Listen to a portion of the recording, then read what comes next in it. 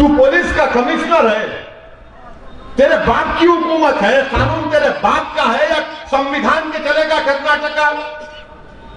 रोक के मारे उन बच्चों को, सर फोड़ दिए, कुछ नहीं। न येदियुरप्पा बोलते, न ईश्वरप्पा बोलते, न लक्ष्मण बोलते, न मोदी बोलते, न अमित शाह बोलते, न डीके बोलते, न सिद्धरामैया बोलते, सब बैठ के तमाशा देख रहे। थाली नहीं बजाना है, सोचना है। थाली बजाने के लिए नहीं बोल रहा हूं। दिमाग जब यहां से आप जाएंगे, मैं आप चाहता हूं कि आप एक फिक्र लेकर उठे, पैगाम लेकर उठे, ताकि आप एक जहन बना ले 17 तारीख। ये भड़काऊ भाषण नहीं है। बिल्कुल बोले सर। खाली हमारे चेहरे को देखते कि चेहरे पे दाढ़ी, सर पे टोपी, भड़काऊ भाषण, आतंकवादी, जिहादी, एंटी नेशनल। इन्हों बोले सो इनके मुंह से फूल गिर रहे, मोतिया गिर रहे, मोगरा गिर रहा। मैं हमारे हड़प्पड़ बरादरी के लोगों से अपील कर रहा हूं कि आप मुत्तहिदा तौर पर 17 अप्रैल के दिन बाबा चौधरी के हक में अपने वोट का इस्तेमाल करिए। हम आपसे वादा कर रहे हैं कि इंशाअल्लाह ताला हम पूरा आपके साथ कंधे से कंधा मिलाकर आपकी मसाइल के लिए, आपके इंसाफ के लिए लड़ेंगे इंशाअल्लाह ताला। फिर हमारे मराठा बरादरी के लोग भी इस असेंबली हल्के में बसपा कल्याण में रहते हैं। बरसों से हमारे मराठा भाई बोल रहे हैं कि हमको रिजर्वेशन दो, मगर येदियुरप्पा, ईश्वरप्पा खाली मलाई पे लड़ रहे। 650 करोड़ मेरे को कर दिया है, मेरा काम पहचान लिया। वो लड़ते थे घर में, जब आया एक भाई लेकर कुछ भाग जाता तो दूसरा भाई जाके रोता, अम्मी क्या मामला, मेरा खिलौना लेके भाग गया। इनका हाल यही है। हमारे मराठा भाइयों को रिजर्वेशन दीजिए, हक बनता उनका। वो सोशली, एजुकेशनली यहां पर बैकवर्ड है, उनको मिलना चाहिए। इसके ऊपर कोई बात नहीं करते आप। और फिर जो कांग्रेस की तरफ से ये वादा किया गया था कि टीपू सुल्तान के नाम से एक सर्कल बनाया जाएगा बसपा कल्याण में, बंगला में, वो भी भूल गए। आप क्यों नहीं बनाते भाई? हम आपसे वादा कर रहे हैं कि इंशाअल्लाह ताला आप बसपा कल्याण से, आप यहां से हमारे कैंडिडेट को कामयाब करिए। हम ना सिर्फ टीपू सुल्तान सर्कल के नाम से खीर बनाएंगे, बल्कि झांसी की रानी का भी नाम रखेंगे इंशाअल्लाह। ये भी नहीं करते। अच्छा, ऊपर से लक्ष्मण बोल दिए। मैं आ रहा हूं और यहां पर डिवाइड करने की बात करूंगा। मैं लक्ष्मण साहब की पार्टी से पूछना चाह रहा हूं, आपने पूरे कर्नाटका में कैटिल बैन क्यों लगाया? आपने भैंस के काटने पर भी पाबंदी क्यों लगाई? आप कौन होते? मैं घर में क्या खाता हूं, क्या पहनता हूं? आपको कोई अख्तियार नहीं है कि आप मेरे घर में झांके या मुझसे कहे कि आप ये खाओ, ये मत खाओ, ये कपड़े पहनो, ये बोलो, ये मत बोलो। इसलिए कि सुप्रीम कोर्ट का जजमेंट है राइट टू प्राइवेसी का, और सुप्रीम कोर्ट ने कह दिया कि प्राइवेसी भारत के शहरियों के लिए उनका एक बुनियादी हक है। और प्राइवेसी का मतलब यह है कि मैं कुछ भी कर सकता हूं, बशर्ते कि मैं कानून ना तोड़ूं। मैं अपने घर में कुछ भी कर लूंगा। आप कौन होते? और इनके इस फैसले से पूरे कर्नाटका में 50 लाख लोग बेरोजगार हो चुके हैं। 50 लाख लोग, जिसमें हमारे कुरैश बरादरी की एक बहुत बड़ी तादाद है। वो तो उनका ऑक्यूपेशन है। सब बरसों से, 100 साल 200 साल से वही काम कर रहे हैं। आप पूरा उनको रोड पे ला दिए, पूरा का पूरा उनको बर्बाद कर दिए। और फिर इसका सबसे बड़ा नुकसान किसान को हो रहा है। वो किसान जो जानवर खरीदता है और एक वक्त के बाद वो जानवर उसको बेचना पड़ता नया जानवर खरीदने के लिए, आप वो जानवर भी नहीं खरीदते किसान से, आप कुरैश बिरादरी को बर्बाद कर दिए।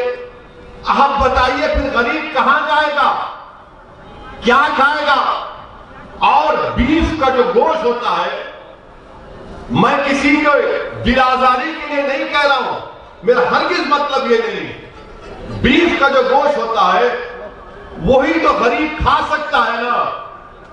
अगर आप बोलेंगे नहीं तू दाल खा, अरे भाई दाल महंगी है। भारत का जो गरीब है, चाहे वो मुसलमान हो, दलित हो, आदिवासी हो, हमारे हिंदू भाइयों भी गरीब है, वो क्या खाएंगे फिर?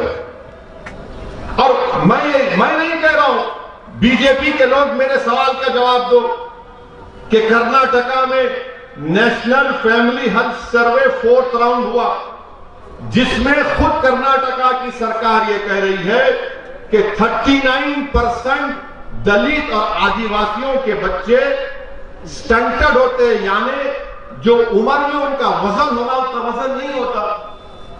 क्या खाएंगे फिर ये दलित आदिवासियों के बच्चे? या आप कह रहे हैं, फिर आप कर्नाटका की हुकूमत सरकार कहती है कि 40% बच्चे अंडर नरिश, यानी खाने को नहीं मिलता उनको, ये दलित आदिवासियों के। और 56% बच्चे एनीमिक है, खून नहीं है। क्या खाएंगे उन्हें? दाल खरीदेगा उन्हें? आप बताइए कितना बड़ा जुल्म कर्नाटका में बीजेपी की हुकूमत कर रही है। मकसद क्या है कि हिंदुत्व की आइडियोलॉजी को प्रमोट किया जाए, उनके आइडियोलॉजी को पूरे कर्नाटका पर मुसल्लत कर दिया जाए, और उसका नतीजा यह हो रहा है कि गरीब भूखा मर रहा है।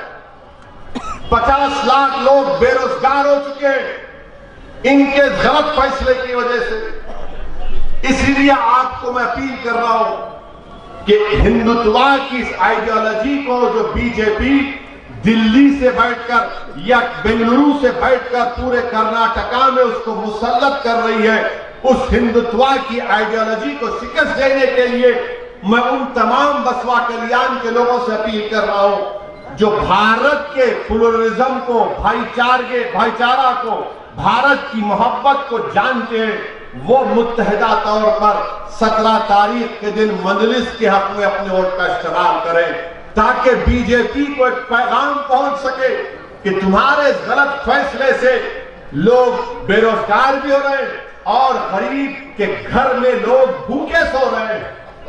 और ये मैं इसलिए कह रहा हूं कि आज से 8-9 महीने पहले जब लॉकडाउन हुआ था, आज एक बहुत बड़ी रिसर्च पीईडब्ल्यू की रिपोर्ट आई कि मुल्क में 7.5 करोड़ लोग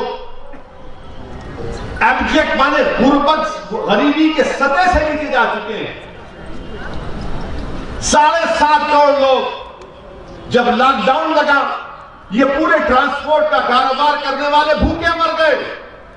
ना ड्राइवर है चलता, ना गाड़ी चलती, ना मैकेनिक, कुछ नहीं। ना मरकजी हुकूमत ना रियासत हुकूमत मदद के लिए आई। आज पैसा नहीं है लोगों के पास, मगर बीजेपी क्या बोल रही? लव जिहाद।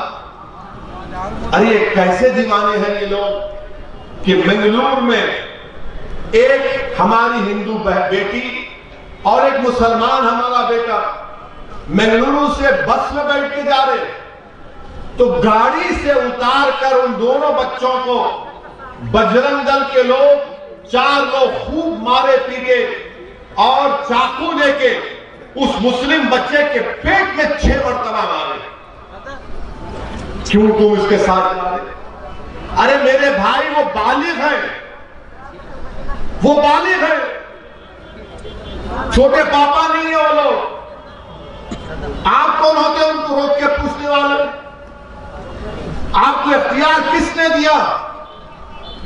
किसने आपको इतनी हिम्मत दी कि आप सरेआम बस को रोक कर, बस से उतार कर बच्चे को पीटते हैं कि तू इसको लेके जा रहा हो? बच्ची बोल रही है, अरे भाई मैं उसको मेरे साथ जा रहे, कुछ भी नहीं है।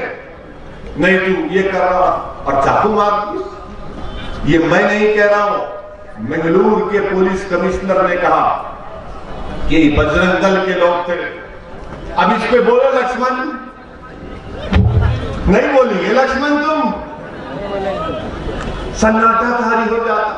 और फिर वही